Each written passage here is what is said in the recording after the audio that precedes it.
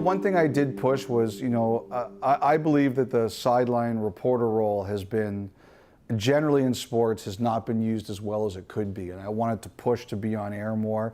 Not because I really had a huge ego, I wanted to be on air, but I wanted to show that that sideline reporter role had a lot to offer. Yep. And he was, my producer was very appreciative of that. He challenged me. He would say, you have to have 5 things on air that are new, and we might not get to them.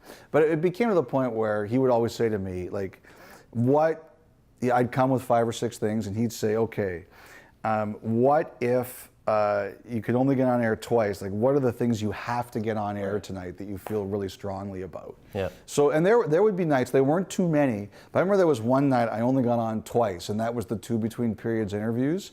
And he came to me after, he said, look, I apologize, you didn't get on a lot. And I was like, don't worry about it, like, you had a jam, like, it was just, every time they came to me, something happened during the game. Right, yeah, and I was good about that. But I wanted to, the one thing I wanted to do is I really wanted to push the sideline reporter role and make it better. The other thing I think I've changed is that when I was at the Score, they wanted me to be an anchor, and I was like, I don't want to be an anchor, I just want to be in the field. I find the desk too boring. When I was at CBC, I started over, and they really challenged me.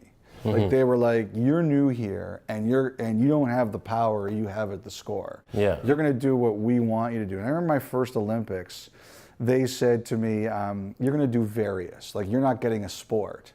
So, okay, I didn't know what that was. I was new. It was my first Olympics. And they were like, my various was, they said, we're giving you 4 sports to be in charge of. Table tennis, tennis, badminton, and weightlifting. And it was their way of saying, can you do this? Yeah. And I think the thing that changed was they pushed me out of my comfort zone and they made me do different things. And I really enjoyed that. I think it made me better.